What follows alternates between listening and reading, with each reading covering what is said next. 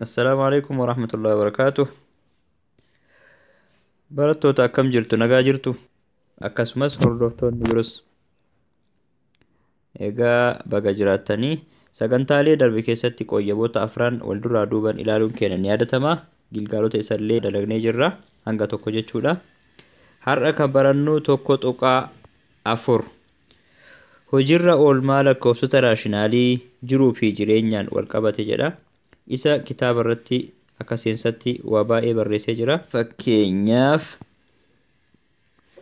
qoodama qabeenyaa maatiin raawwatu, raawwii hojii adda addaa ibsachuu fi akkasumas bittaa fi gurgurtaa keessatti bu'aa fi kasaaraa akkasumas dhala baankii shallaguuf ni gargaara ka jedhudha.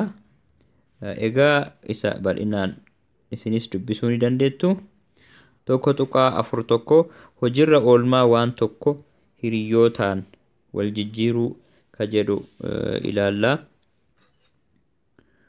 Egaa barattoota mee gareedhaan ta'uudhaan gocha armaan gadii irratti mari'adhaa jedha.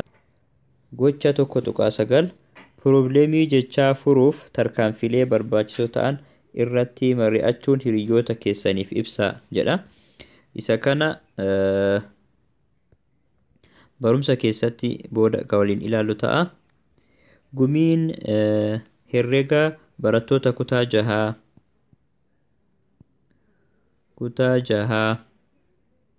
kutaa torbaa fi kutaa saddeetii kutaa torbaa akkasumas kan kutaa saddeettaffaa keessaa ijaarame. Gumichi miseensota 50 kan of keessaa qabu yommuu ta'u, miseensonni 2/5 kutaa 8 fi 3/10 kutaa 7 keessaa yoo ta'an, kan kutaa 7 3/10 kan kutaa 8 ammoo 2/5ti. Miseensonni waliigalaa ammoo meeqa? Baay'inni barattoota 50.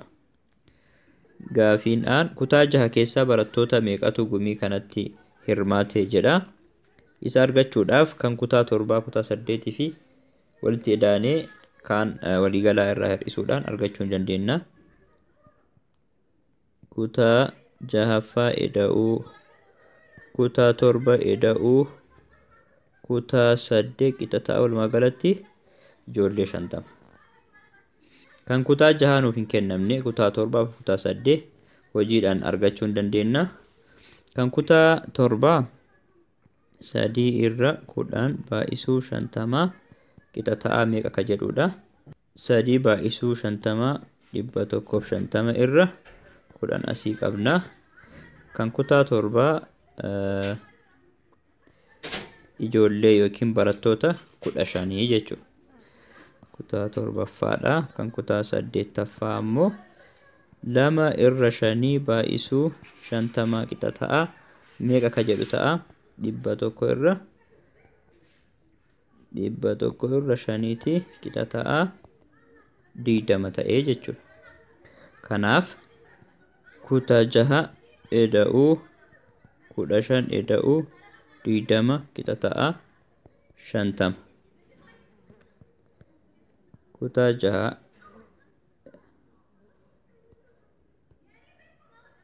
kan kutaa 6 qixataa lakkoofsa gamas ceesisna 50 hir'isuu 35 qixataa 15 jechuudha kuni. Egaa gaafiin aan deebiin isaa isa kana. Kutaa 7 keessa barattoota meeqatu gumii kanatti hirmaate jedha. Gubbaarratti hojjannee jira 15. Kan kutaa 8s hojjetamee jira 20 jechuudha. Asii fi asirratti dalagnee jirra jechuudha. Fakkeenya 28. Obbo Oliyaad qarshii 200,000 fi 50,000 baankiidhaa qabu. Qarshii kana keessaa 3/4 mucaa hangafaaf 2/5 ammoo mucaa quxisuuf yoo kennan quxisuu yookiin quxisuu yoo kennan A. Mucaa hangafaaf qarshii meeqatu kenname? Mucaan hangafaa ka fudhate 3/10 baay'isuu 2,250 ta'a. Isa kana yoo baay'isneetiniin 10 firru 75,000 ta'a.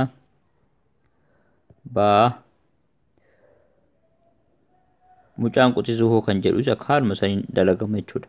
2/5 baay'isuu 2,250 ta'a. Inni kun yoo hojjetamee hiramu qarshii 100,000 ta'a. Caa obbo Liyaad baankii keessatti qarshii meeqatu hafeef jedha. Qarshii isaanii argachuudhaaf qarshii isaanii kan waliigalaa kan mucaa hangafaa eda'uu mucaa quxisuu fi xaa ta'a jechuudha. Xaan ka baankitti hafe jechuu kenna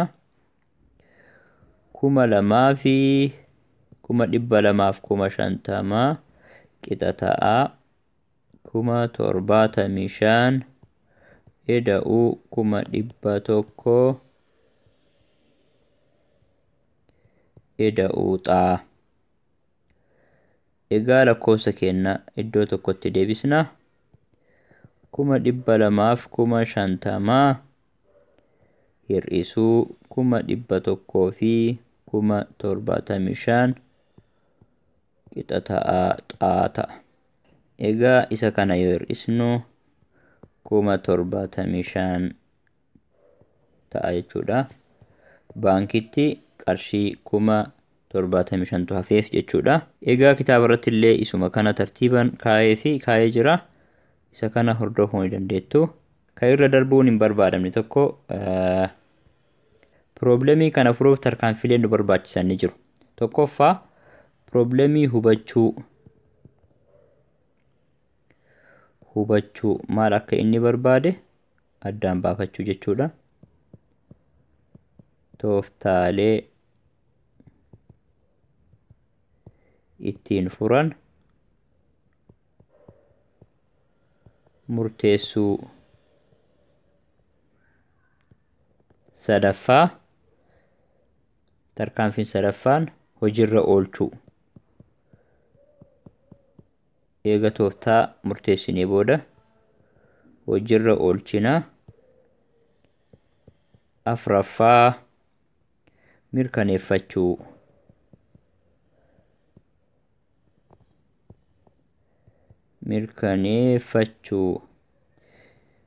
Qabxiilee kana afran yookiin tarkaanfilee kana afran hordofuun barbaachisaadha jechuudha yeroo dalagnu. Kallattiidhaan amma gara Gilgaala 1:10 seennaa. Gilgaala 1:0. Gaafii tokkoffaa. Dura buutuun mana barumsaa tokko qalama cuquliisa bitame keessaa walakkaa mana kuusaatii baastee 12 barsiisotaaf kennite. Kan hafe 14 of biratti hambiste. Walumaa galatti qalamni bitame meeqa? Qalamni bitame walumaa galatti xaa haa jennuun. Qalama cuquliisa bitame. Xaa jennee bakka buufannaa. Tokko lammaffaa qalama bitame kana ammoo barsiistuun ni baafte. Dura buutuun ni baafte. Isa keessaa 12 barsiisotaaf raabsite yookiin ni qoodde. 14 of biratti hambiste.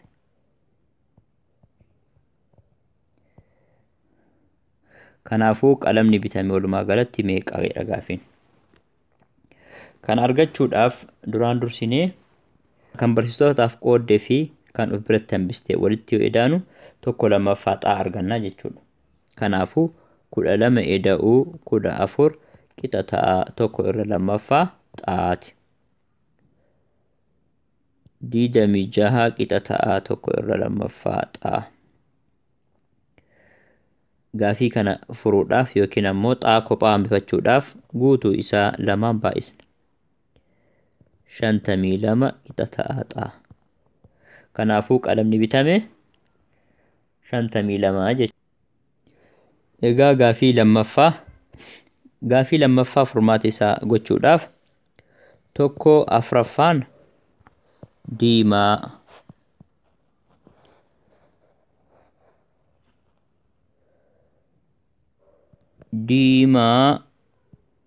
eda'uu 24 qixa ta'a keelloo.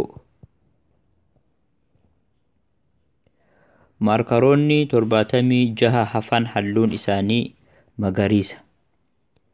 76 kan hafan ammoo magariisa yoo ta'e walumaa galatti saanduqa keessa maarkaroota meeqatu jireedha? Gaafii keenya addaan baasnee jirra. Diimaan tokko afuraffaadha. Keelloon ammoo 24 caala. 76 ammoo walumaa galatti kaafee magariisa. Kanaafuu maarkaroon walumaa galatti saanduqa keessa maarkaroota meeqatu jira? Maarkaroota walumaa galatti saanduqa keessa jiran yaa jennee haa fudhannu. Maarkaroota ayyee tokko irra 4 yaa eda'uu keelloon ammoo 24 eda'uu tokko irra afuraffaa yaa ta'a. Eda'uu 76 qixa ta'a yaa ta'a. Egaa kan hojjechuudhaaf tokko irra afuraffaa yaa eda'uu kanan diddiina addaan tokko irra afuraffaa yaa qabna ammas eda'uu 24 eda'uu 76 qixa ta'a yaa arganna.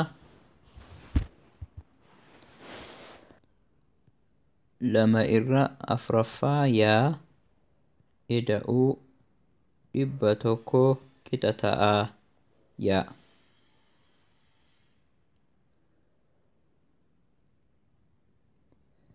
Dhibba tokko qixa ta'a yaa jijjiiramaa gamas garagalchina gamas dabarsina. Lama irra afuraffaa yaa 100 qixa ta'a 4 hawaaxaa isaaniiti. 4 yaa hir'isuu 2 yaa 2 yaa irra 4 ta'a. 100 qixa ta'a 1 irra 2 yaa. Yaa keenya kophaa hambisuudhaaf 2 baay'isna. 200 qixa ta'a yaa. Walumaa galatti saanduqa keessa ka ture maarkaroota 200 jechuudha. Kiraa manaatiif 1 sadaffaa. Nyaataaf 2 shanaffaa. Tajaajila birootiif ammoo kan hafe. Qajeelan maallaqa hageenyi argatu nuuf hin himamne lakkoofsa firaashiidhaan nu himame waan ta'eef kan tajaajila biroollee isumaan kaa'uu hin dandeenye. Walumaa galatti maallaqni inni argatu tokko guutuudha jennee fudhanna. 1 irra 3 eda'uu 2 irra 5 eda'uu xaa qixa ta'a 1. Egaa lakkoofsa firaashinii lamaan kan walitti edaana. Isaan eda'uuf hawaaxaa isaanii 15 fudhanna. 15 hiruu 3 5 ta'a. 5 baay'isuu 1 5 eda'uu 15 baay'isuu 5 15 hiruu 5 3 ta'a. 3 baay'isuu 2 6 eda'uu xaa qixa ta'a 1. 11 irra 15 eda'uu xaa qixa ta'a 1. Egaa lakkoofsa gamas ceesifnee xaa keenya kophaa hambifanna. 1 hir'isuu 11 irra 5 xaa qixa ta'a 15 qabna. 15 hir'isuu 11 xaan qixa ta'a 4 irra 15. Obbo Qajeelan tajaajila birootiif maallaqa haganaa kaa'anii jechuudha. Gaafii afuraffaa. Saanduqa tokko keessa qalama halluu adda addaa qabantu jiru. Isaan kana keessaa 3 afuraffaan kan ta'an qalamni 75 halluu cuquliisa yoo ta'an kan halluu biroo qaban meeqa ta'uu jedha. Walumaa galatti saanduqa keessa qalamoonni jiran xaa jennee fudhanna. Qalamoota adda addaati. 3 afraffaa xaa meeqa ta'e 75 ta'e. Kanaafuu qalamni waliigalaa meeqa jechuudhaaf xaa keenya kophaa hambifachuu qabna. Fuggisoo isaatiin baay'isna kana 3 4 irra 3tiin baay'isna hunda isaatu jechuudha. Isa kana yoo baay'isnu 12 irra 12 xaa qixa ta'a. 75 baay'isuu 4 300 irra 3 ta'a. Xaan keenya qixa ta'a 100. Qalamoonni jiran walumaa galatti 100 jechuudha. Gaafii 5ffaa. Kookiyyaan gabaa baatee muuzii bittee galte. 2 sadaffaa laaqana irratti maatii ishee waliin nyaatan. 1 shanaffaa kan ta'e irbaata irratti yommuu itti fayyadaman muuziin osoo ittiin fayyadamin hafe hammami. 2 sadaffaa laaqanaaf. 1 shanaffaa irbaataaf. Muuziin osoo ittiin fayyadamin hafe hammami jedha. Kan itti hin fayyadamin. Egaa kan hojjechuudhaaf kan laaqanaa ida'uu kan irbaataa ida'uu kan hafe qixa ta'a 1 ta'a. 2 irra 3 ida'uu 1 irra 5 ida'uu kan hafe qixa ta'a 1. Isaan kana walitti edaanaa akkuma reefi hawaaxaan 3 fi kan 5 15 ta'a. 15 hiruu 3 5 ta'a. 5 baay'isuu 2 10 ida'uu. 15 hiruu 5 3 3 baay'isuu 1 3 ida'uu kan hafe qixa ta'a 1 ta'a. 13 irra 15 plus kan hafe walitti dabalamu 1 guutuu ta'a. Kan hafe maal ta'a? 1 hir'isuu 13 irra 15 ta'a.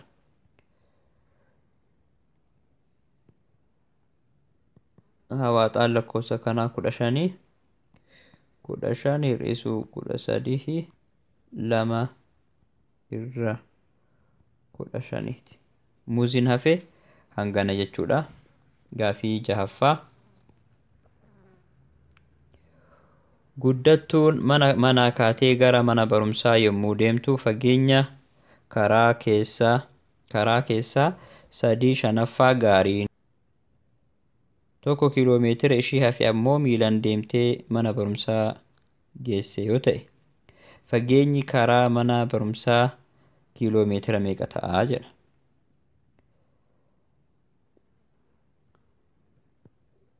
Kan gaariin adeemte 3 shanaffaa fageenya waliigalaati. Kan lukaan deemte 1 kiiloomeetira. 1 kiiloomeetira ammoo kan hafe lukaan. Miilaan adeemte kiiloomeetirri manarraa kaasee hanga mana barumsaa adeemtu meeqa jedha. Kanaafuu maal godhuu qabnaa? Asitti kiiloomeetiraan nu ibsee asitti ammoo firaashiniidhaan kan gaariin deemte nu ibsee jechuudha. Walumaa galatti kan isiin gaariin adeemte fi kan lukaan adeemte karaa ta'a jechuudha. Kan gaarii 3 shanaffaadha. Kanarraa ka hafe meeqa ta'a ka jedhu haa hojjannu. 3 shanaffaa ida'uu kan miilaa qixa ta'aa 1 guutu.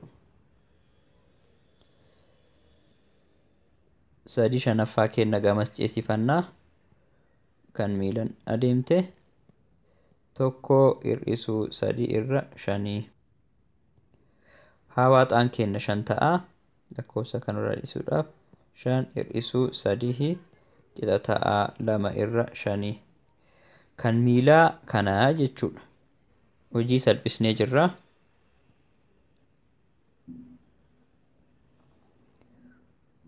Kan gaarii eda'uu kan miilaa qixa ta'a fageenya waliigala. Kan gaarii 3 shanaffaa. Kan miilaa 2 shanaffaa qixa ta'a fageenya waliigalaati. Fageenya waliigala. Karee fitirraa maal qabnaa? Kan miilaa 1 kiiloomeetira akka ta'e hin beekne jechuudha. Kanaafuu 2 irra 5 baay'isuu fageenya waliigalaa qixa ta'a 1 kiiloomeetira. Fageenya waliigalaa asirraa argachuu hin dandeenya. 2 irra 5 fageenya baay'isuu fageenya waliigalaa qixa ta'a 1 kiiloomeetira kan jedhu kana guutuu isaa 5 irra 2tiin baay'isna. Fuggisoo lakkoofsa kanaa jechuudha.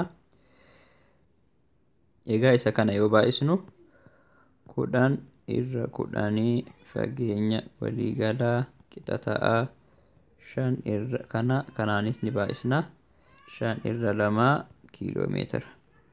10 irra 10 tokko waan ta'uuf fageenyi waliigalaa qixa ta'a 5 irra 2 yookiin ammoo 2.5 kiiloomeetira. 2.5 kiiloomeetira. Gaafii 7ffaa. Barsiistuun herregaa barattoota gumii herregaa keessatti hirmaatan 40 galmeessiti. Isaan keessaa shamarran 5 irra 8 yoo ta'an baay'inni barattoota dhiiraa gumii kana keessatti hirmaatanii meeqa ta'uu jedha. Kunillee gaafii amma darbee wal fakkaata. Walumaa galatti barattoonni galmeeffaman 40. Kan galmaayan jechuudha 40. 5 irra 8 shamarran. Kan dhiiraa meeqa? Kanaafuu isa kana irraa argachuu hin dandeenya. 40 baay'isuu 5 irra 8 qixa ta'a 200 irra 8 25 ta'a. Kan dubartootaati jechuudha. Inni kun kan dubartootaati. Kan dubartootaa egaa akkana ta'e kan waliigalaa hir'isuu kan dubartootaa qixa ta'a kan dhiiraa ta'a. Dhiirri 15 jechuudha.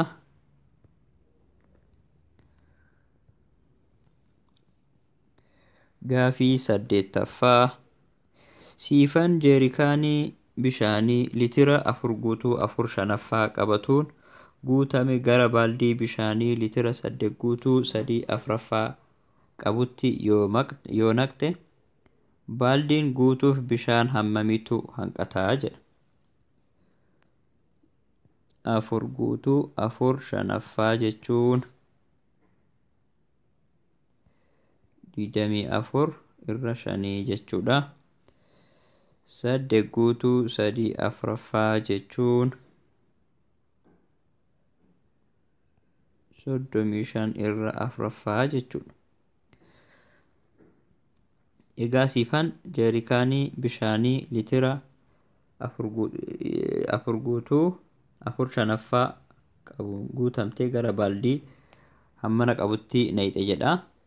Kanaafuu guutuuf hangamtu isa hafa jedha. Gabaabumatti wanti nu goonu maalidha? 35 irra 4 hir'isuu 24 irra 5 walirraa yoo hir'isnu hanga qullaa jechuu yookiin ka hafee jechuudha. Isa kana walirraa hir'isuudhaaf hawaaxaa lakkoofsa 4 fi 5 soqna. Hawaaxaan isaanii 20 ta'a. 20 5/35 100 fi 75 hir'isuu 4/24 96 ta'a. Qixa ta'a iddoo qullaadha.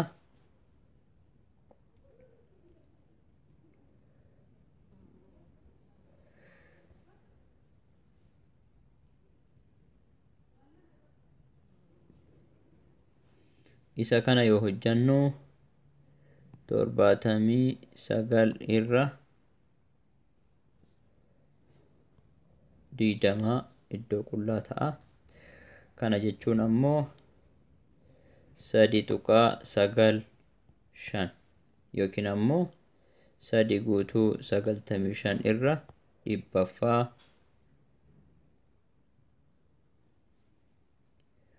iddoo qullaa ta'a. Iddoo qullaa. Egaa walumaa galatti gilgaalli tokko kurnaffaan kana fakkaata. Hanga sagantaa itti aanutti walitti deebinutti nagaan tura. Wassalaamu alaikum.